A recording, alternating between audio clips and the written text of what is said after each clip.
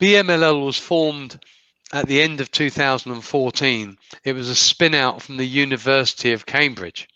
And it came out the Signal Processing Labs. We were founded by some very, very smart people indeed. BMLL stands for Bayesian Machine Learning on the Limit Order Book.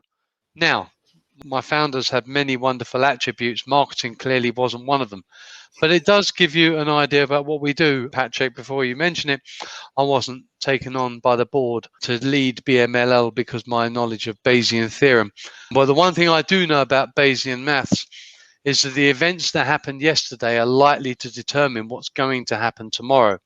So if you've got a deep, rich history going back 4 years, you're able to determine those patterns. And when you're putting that intelligence into your algo or making those trading decisions, you're doing it with a much higher degree of certainty of what the outcome's going to be. And that intelligence really only comes from historical data. And rich historical data at that, which is why you're picking up every possible movement of the paperclip or whatever other information you can manage to get from those 45 markets. And it becomes really, really fascinating, I suppose, because you were talking about, I mean, looking at this whole business of conglomerating this data, which obviously is a huge amount of work, however you look at it, and it requires a lot of programming in advance. What do you have to do once you get your systems up and running to manage to make sure that that is all managing to keep going in line with the markets? When you think about most of the historical data that is out there today and available from the large vendors, it's history that's created from storing real-time data.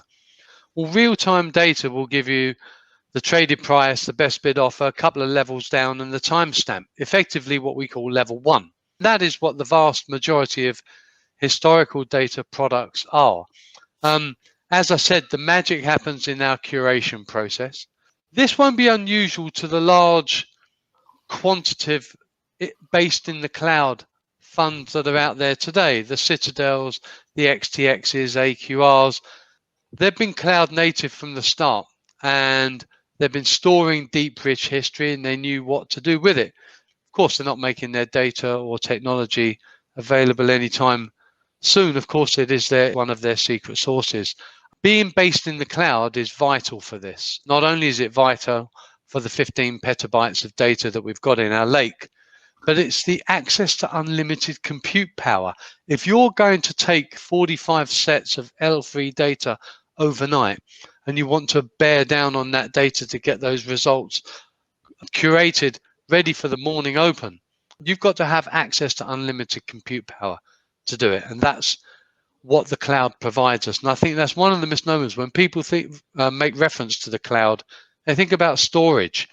They don't think about the fact that it gives you access to unlimited compute power, because believe me, what we do with data, I'd be sitting in a server room right now, and it'd be vastly bigger than my office if we had to do this on-prem.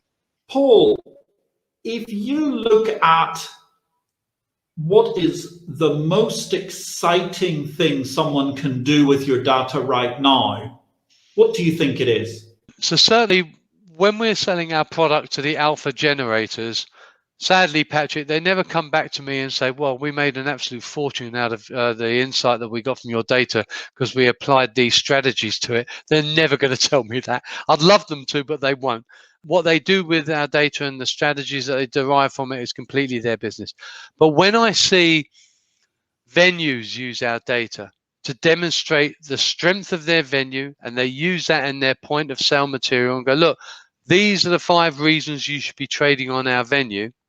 The great thing is as well, there's another 5 metrics we're giving the venue themselves as management information where actually they don't perform too well to their competitors. So they know precisely what they've got to do to improve their performance from the very same data. So there'll be data that we can supply to them used in the outside world that drives order flow to their venues.